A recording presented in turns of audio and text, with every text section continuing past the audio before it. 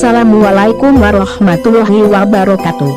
Hai guys, berjumpa lagi dengan channel Sekitar Kita, channel tentang sejarah, asal-usul, vlog, hiburan, dan kejadian di sekitar kita.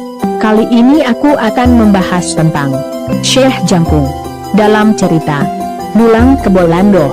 Sebelum lanjut, jangan lupa subscribe, like, dan komen sebagai wujud dukungan kepada kami. Tanpa berlama-lama kita langsung ke cerita.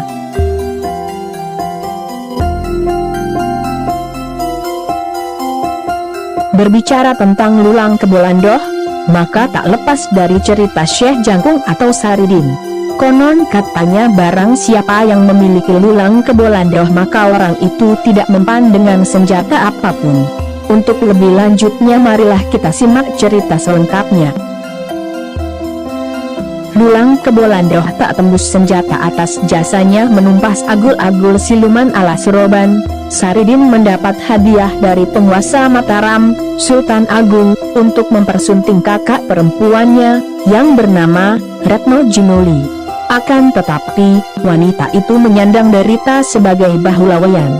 Maksudnya, barang siapa yang menikahi wanita Bahulawayan maka umurnya tidak akan panjang setelah berhubungan badan dalam waktu yang tidak lama pasti akan meninggal dunia. Sampai saat ini pun masyarakat Jawa masih meyakini mitos ini, bahwa lelaki yang menikahi wanita Bahulawayan akan cepat meninggal.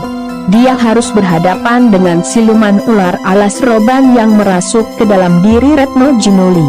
Wanita terah keraton Mataram itu resmi menjadi istri Syah Saridin dan diboyong ke Miono berkumpul dengan ibunya, Momok. Setelah pulang dari keraton Mataram tidak selang beberapa lama, Saridin atau Syekh Jangkung membuka perguruan Limiono, yang dalam waktu relatif singkat tersebar luas sampai di Kudus dan sekitarnya. Kendati demikian, Saridin bersama anak lelakinya, Momok, beserta murid-muridnya, tetap bercocok tanam.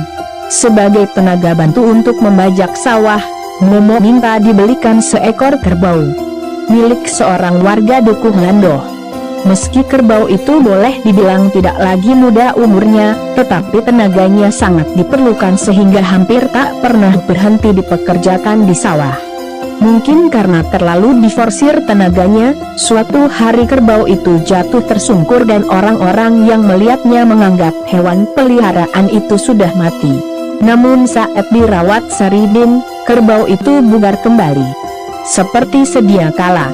Dalam peristiwa tersebut, masalah bangkit dan tegarnya kembali kerbau Landoh yang sudah mati itu konon karena Saridin telah memberikan sebagian umurnya kepada binatang tersebut. Dengan demikian, bila suatu saat Saridin yang bergelar Syekh Jangkung meninggal, kerbau itu juga akan menyusul mati. Hingga usia Saridin uzur, kerbau itu masih tetap kuat untuk membajak di sawah.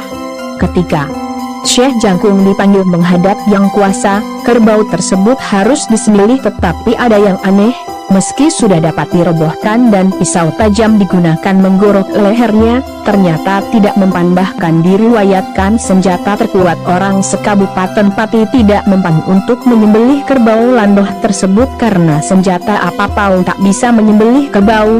Momok, anak dari Syekh Jangkung baru ingat bahwa beliau pernah dikasih senjata wasiat oleh ayahnya guna menyembelih kerbau tersebut. Dalam versi lain ada yang mengatakan bahwa ada seseorang yang bermimpi bertemu dengan Saridin dan dimintai tolong untuk menyembelih kerbau tersebut.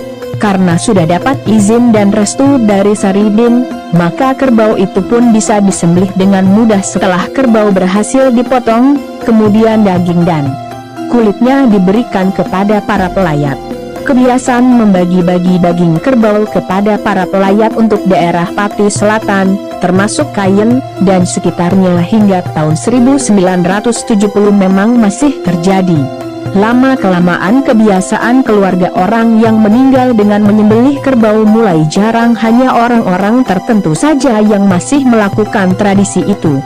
Kembali ke kerbau Landoh yang telah disembelih saat Syekh Jangkung meninggal. Lulang atau kulit binatang itu dibagi-bagikan pula kepada warga.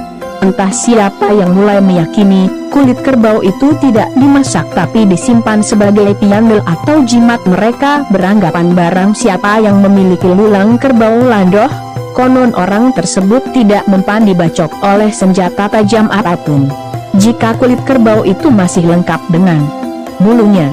Keyakinan itu barangkali timbul bermula ketika kerbau landoh sangat sulit untuk. Sekian cerita versi sekitar kita. Apabila ada kekurangan dan kesalahan dalam cerita ini, kami mohon maaf yang sebesar-besarnya, karena ini adalah kekurangan kami. Wassalamualaikum warahmatullahi wabarakatuh. Salam.